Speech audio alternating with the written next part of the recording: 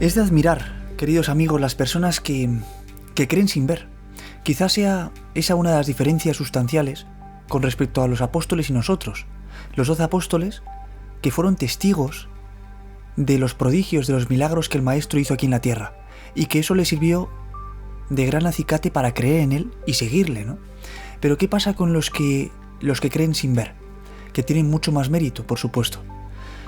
Pero hay ciertas personas, por una sensibilidad especial, por designio de Dios quizá, que creen en pleno siglo XXI y en otros siglos, no muy lejanos, pero no porque tengan solo fe, sino porque se les ha revelado ciertos misterios, ¿no?, a ellos. Por ejemplo, no sé, las almas del purgatorio, o los sueños premonitorios, o ser testigo de un milagro inexplicable a ojos humanos, ¿no? Un fenómeno que ni los médicos pueden explicar. Eso hay personas que han sido testigos de ello. Y yo puedo decir también que en ciertos momentos de mi vida he sido testigo de estas cosas, de algunas de ellas. Cosas, situaciones que me han hecho, sí, creer, pero no por fe, sino porque lo he captado de alguna manera. Lo he visto. Es increíble, ¿no? Pero es cierto. Y vengo a contaros aquí dos experiencias concretas. Una de ellas yo tendría 8 o 9 años. Estaba de madrugada durmiendo en mi cuarto, todo a oscuras, como es lógico.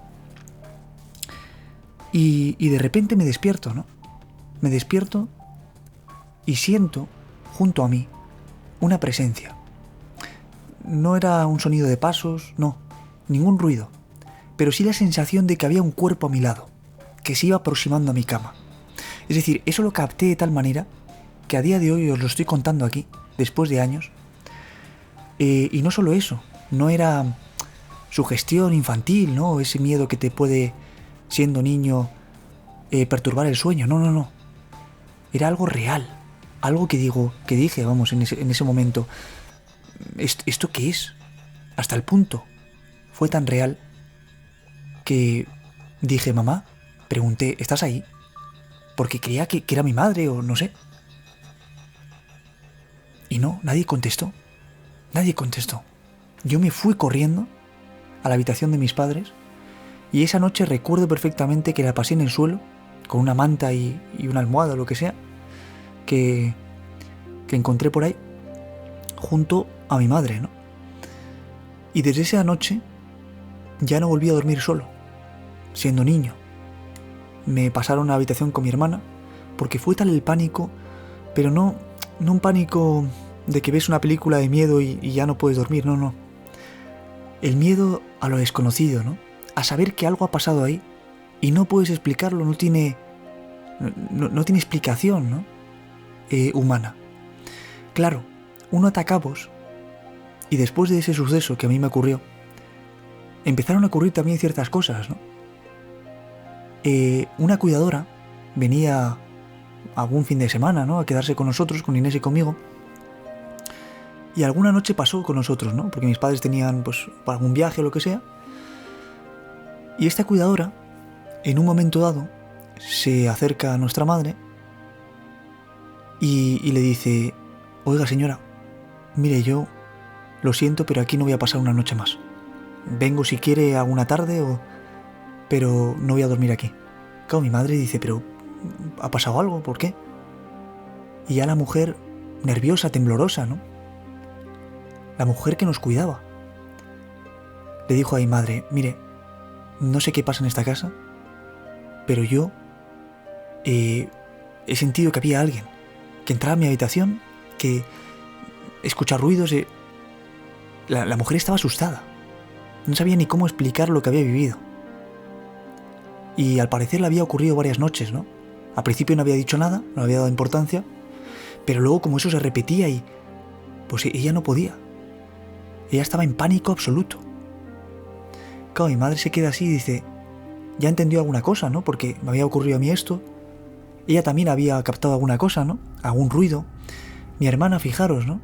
También durante ese periodo, en esa misma casa, alguna noche había escuchado ruidos de cubiertos en la cocina, ¿no?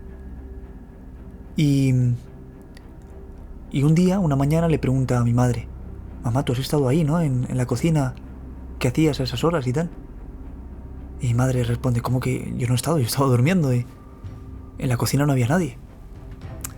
Pero esto no había sido una vez, habían sido varias, ¿no? Se escuchaban también pasos. Había una escalera que daba al sótano, que estaba próxima a mi cuarto, al cuarto en el que a mí me había ocurrido esa experiencia, ¿no? Y también, pues, se oían pasos, ¿no? Como si hubiera gente que ascendiera la escalera y bajara también. Es decir, cosas extrañas. Tuvo que venir un sacerdote a bendecir la casa. La cosa se calmó un poco, pero es decir, estas experiencias que a uno, yo puedo decir que a mí me enriquecen, me han enriquecido. Lejos de darme miedo ahora, hombre, lógicamente, pues cuando eres niño, pues el shock es tremendo, ¿no? Y viendo también a una mujer que te está cuidando, que está de esa manera, que ya no va a venir más a casa porque ha captado cosas que son inexplicables a ojos humanos. Claro, ¿esto cómo se lo explicas tú a alguien que no cree? Pues es que yo no necesito tener fe para creer en esto, porque lo he vivido. Lo he visto en el rostro de también personas que me rodeaban, ¿no? Ese miedo a lo desconocido. Como por ejemplo en una ocasión en la que estábamos con un grupo de amigos, íbamos con un sacerdote que hacía también exorcismos, ¿no? Y resulta que llegamos a una casa grande, una casa de pueblo, una casa antigua, una casa con mucha historia, ¿no? Y resulta que era un día de verano, un calor tremendo, calor seco además. No hacía nada de aire, nada, no corría el aire. Entramos en esa casa, íbamos con el sacerdote, íbamos ya pues a lo que íbamos, ¿no? Un poco, pues sabiendo que en esa casa ocurrían cosas y unos amigos pues habían llamado a este sacerdote para que fueran ahí. La cosa es que nosotros también estábamos ahí. Por lo que sea, nos tocó estar en esa casa ese día. El sacerdote empezó a exorcizarla, en latín, en riguroso latín. Estábamos todos ahí, había una escalera que subía, luego un sótano también. Nosotros estábamos pues en la entrada, ¿no? Es decir, la puerta estaba aquí de la calle, seguías la escalera que subía y nosotros estábamos aquí. Veíamos desde arriba por los pisos superiores, ¿no? Era, como digo, una casa grande. Había mucha luz en ese momento. Entonces empieza la oración, la bendición. El sacerdote alza el crucifijo, hace bendiciones con el agua exorcizada también. Y de repente, la puerta de la casa estaba cerrada, no con llave, sí que estaba entreabierta. Y de repente se abre, pero con una violencia. Es decir, si hubiera viento, aire, corriente, pues lo entiendes, pero es que no había corriente, amigos. Puedo dar testimonio de eso, de que fue así, ¿no? Se abrió de repente y pegó un portazo. La puerta.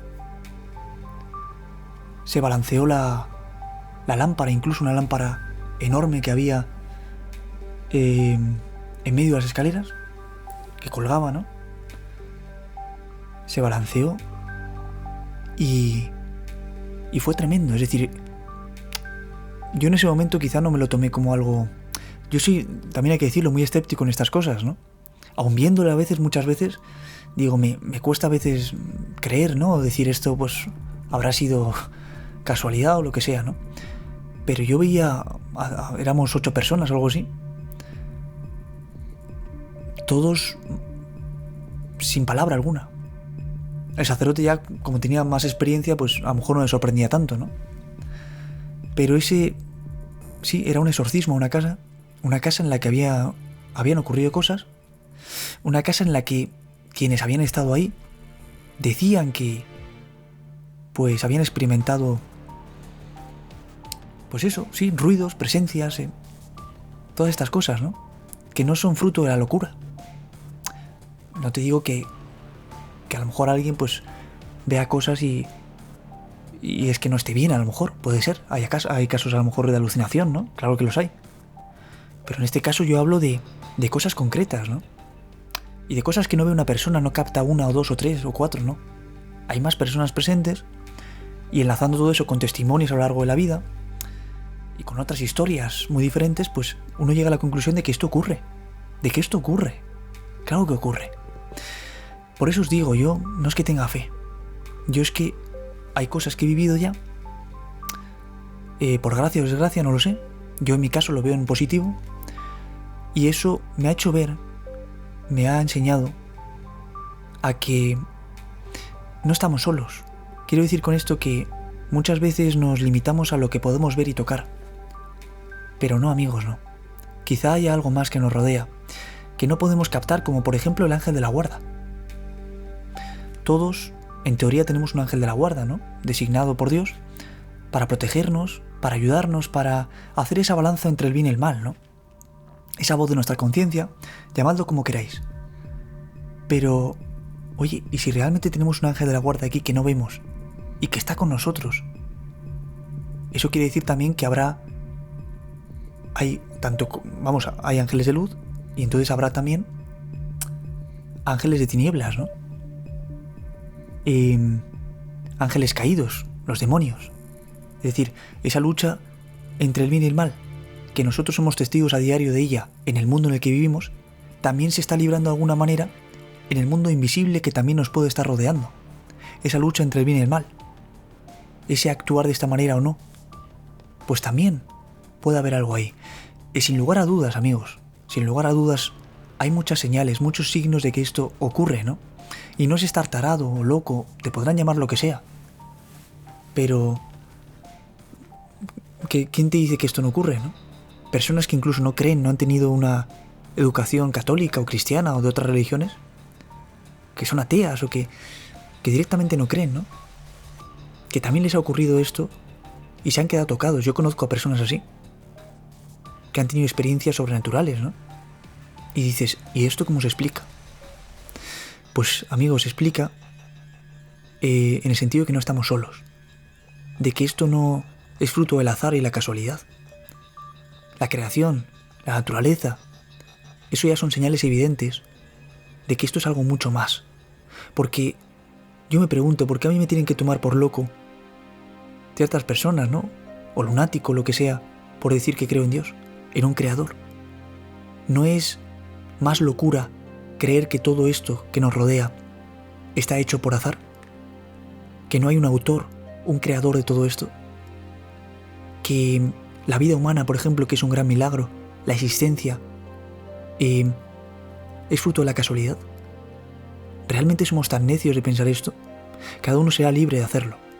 Pero entonces que a las personas que digan que creen en Dios y que así lo manifiesten, no las persigan por eso o las desacrediten por ser personas sensibles, ¿no? O personas que son débiles y necesitan creer por creer. No, quizás sea mucho más fácil creer en un Dios que ha sido, el diseñador de todo esto, por decirlo de alguna manera, que creer lo contrario, que todo esto es fruto del azar. Para mí es mucho más difícil lo segundo, fruto del azar. ¿Y eso qué quiere decir entonces? ¿Que aquí se acaba todo?